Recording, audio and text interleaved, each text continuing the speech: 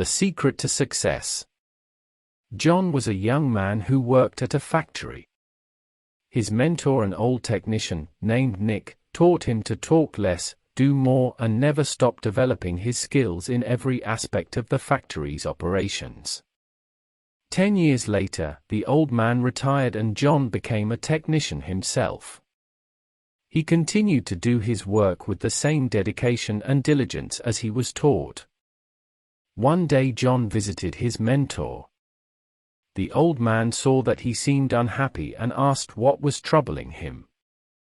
The young man sighed and poured his heart out. "I have been following your instructions exactly all these years. No matter what I work on, I keep quiet and focus on the job. I know I have done good work at the factory and I have learned all the skills that can be learned there. What I don't understand is that the guys who don't have my experience or capabilities have all been promoted while I am still making as little as I did before when I was your apprentice." The old man asked, "Are you positive that you have become indispensable to the factory?" John nodded, "Yes." The old man paced back and forth to think. After a while, he turned to him, "You must request the day off using whatever reason you like. It is time for you to give yourself a break." John was surprised by this advice, but the more he thought about it, the more it made sense. He thanked his teacher and left quickly to make a time-off request.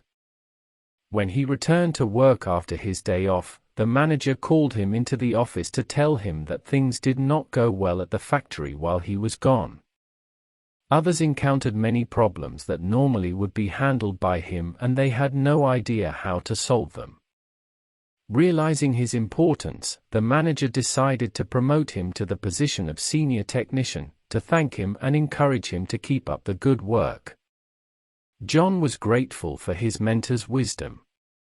Surely he thought this was the secret to success. From that point on, whenever the young man felt like he deserved more than what he was getting, he would take a day off. When he came back the next day, the situation would improve to his satisfaction. This pattern continued for months. One day, he found that he was blocked from going into the factory. Much to his shock, he found out that his employment was terminated. He could not believe it. Not knowing what else to do, he went back to see his mentor to try to figure out how things had gone so wrong. "Why did I lose my job?" he asked with wounded pride. "Did I not do everything as you instructed?" "Actually you did not, because you heard only half the lesson," the old man shook his head. "You understood right away that no one pays any attention to a light bulb that is always on. It is only when it goes off that people suddenly take notice and realize they have been taking it for granted. You were so eager to apply this understanding that you left before hearing the second half." Second half? It began to dawn on the young man that perhaps he made a big mistake. What was the second half? The mentor spoke slowly to make his point.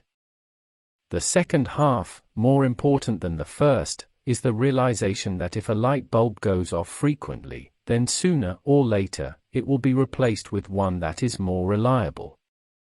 Who wants a light bulb that no one can count on to provide illumination? You see, in your life, do you have friends and family members that you take for granted? They are always there for you. What happens if one day they are no longer there?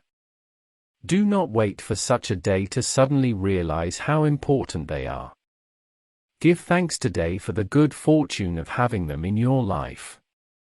Also, don't let yourself being taken for granted, but at the same time do your work and don't stop everything you do just because it doesn't go the way you want it to go.